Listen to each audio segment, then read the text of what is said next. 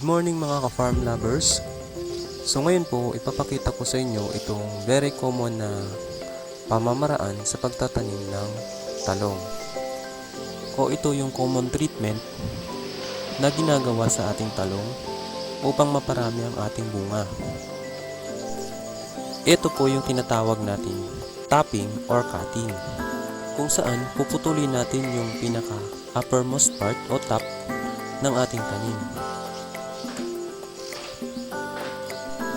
At yung mga hindi kinakailangan mga dahon. So ang pinaka-purpose at concept nito is magkakaroon siya ng mga branches. So kung makikita nyo, ganito yung magiging resulta niya. Magkakaroon siya ng mga bagong sibol na branches na magpapalago sa halaman, na magiging daan para mamunga siya ng marami.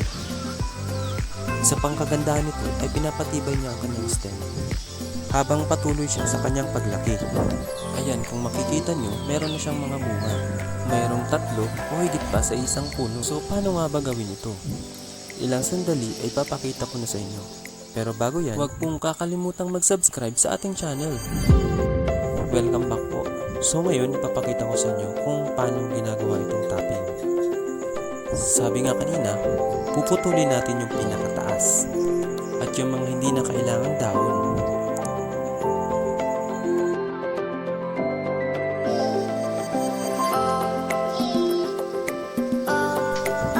Ito yung part na puputulin natin.